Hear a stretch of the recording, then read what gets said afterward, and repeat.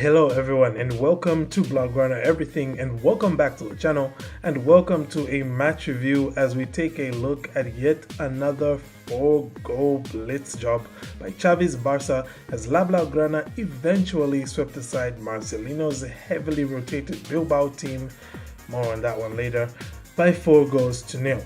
Coming into this match, Barcelona had dropped down to 6th place in the standings as Atleti and Villarreal both had managed to win games against Celta de Vigo and Espanyol respectively.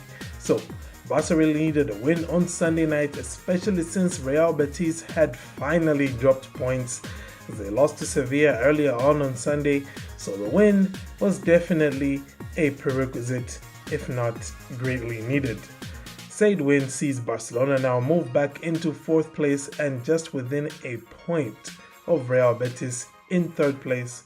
So yeah, things are very much hot and heated in that race for those two remaining places in the top 4. So, like we do in match reviews, I'll talk you through the tactical setup from both teams, then get into the team performance before talking negatives and positives, and finally picking a man of the match. Before I go there though, do feel free to hit like and subscribe if you're enjoying this video, and also just so you can be able to see more videos like this one as they come up in future. So let's go ahead and talk about that tactical setup. Barcelona set up with a 4-3-3 with the following players. Frenkie de Jong was surprisingly dropped to the bench after his man of the match performance against Napoli, and Xavi came in for him. Also not available in this game, Jordi Alba, suspended after picking up his 5th yellow card against Valencia, so that meant that Barcelona had to line up with Serginho Dest at left back, and they thought he did a commendable job. And of course, Dani Alves finally returning from his 2-game suspension. Bilbao, on the other hand, set up with Marcelino's favorite 4-4-2 formation, but Inigo Martinez, Iñaki Williams, Nico Williams, and Ika Muniain were all rested by Marcelino because, he wants them as fresh as possible for the upcoming Copa del Rey semi-final clash against Valencia on Wednesday. And I just have to say, it's a bit disrespectful coming to Camp Nou and resting players, so you were kind of asking for a hiding. But let's get on and talk about the team performance. A look at the stats will show you that Barcelona dominated this match. 17 attempts to Bilbao 6, 7 shots on target to Athletics 3, and 72% possession to 28%. If we take a deeper dive and look at stuff like XG, expected goals, which is basically a measure of the quality of chances that you created, we see that Barcelona had an expected goals of 3.1 to Athletic Bilbao's 0.4, and that's like really rounding it up. It should be 0.3 something. I'm bringing up all these stats to illustrate a simple point, which is that Barcelona were full value for that win, and even though they didn't dominate this match as much as they did the one against Napoli, they were still very much good value for the 4-0 scoreline, because even going by the stats, Barcelona looked like scoring and Bilbao just simply did not.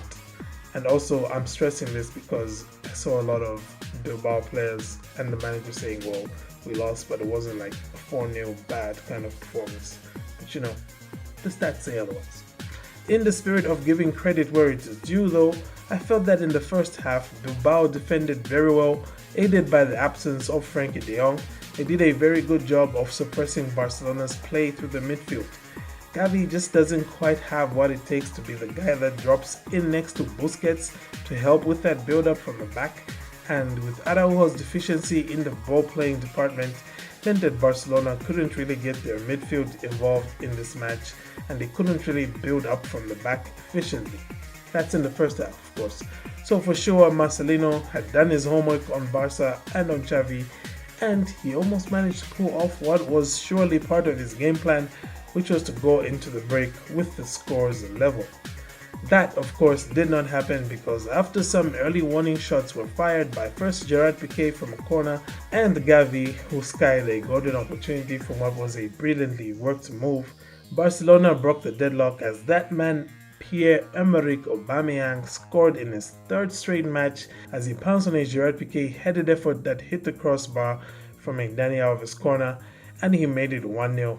and 1-0 is how it stayed into the halftime break. The second part of Marcelino's plan was predictably to bring in Iñaki Williams, Oyan Sunset, Nico Williams, and Co. in order to liven things up and to push for a goal and maybe get a result. This is exactly what he did, but unfortunately for him, making those changes also ended up opening up the game, and like Barca have been showing lately, when you open up against them, they will kill you. First, Ferran Torres fired another warning shot as a ball over the top of Bilbao's defense was deflected into his path, and fortunately his scoring touch continued to desert him as Unai Simon denied him, and soon after that, Xavi then made two changes that served to kill off the game as a context. Frenkie de Jong came on for Xavi and Ousmane Dembele came on for Ferran Torres. It didn't even take long, as just 6 minutes after their introduction, Frenkie de Jong and Ousmane Dembele combined for the Frenchman to score an incredible golazo, or as the French would say, incroyable. With that goal coming just when it felt like Bilbao were getting a foothold in proceedings, Barca then saw out the remainder of the match, basically just trying to maintain possession and to hit Bilbao whenever they could.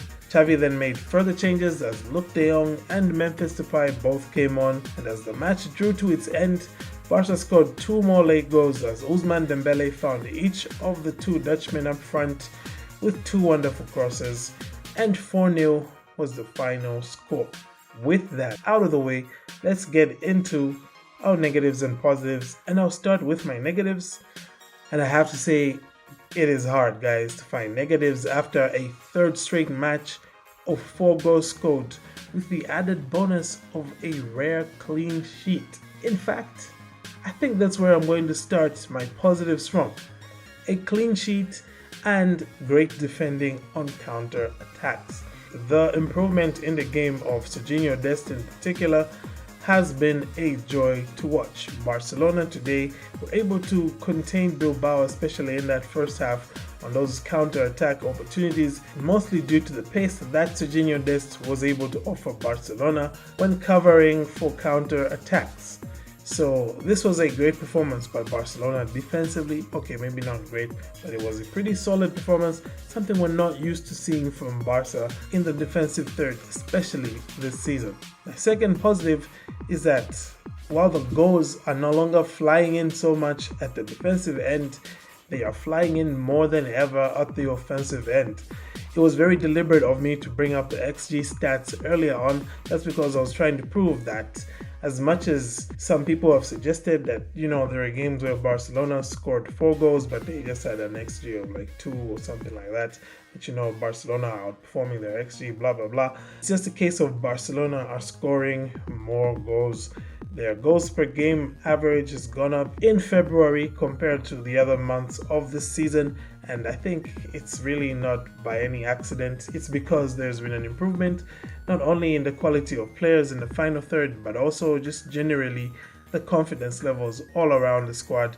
We've seen players like Frenkie de Jong and Pedri score absolute golazos, right, coming out of midfield.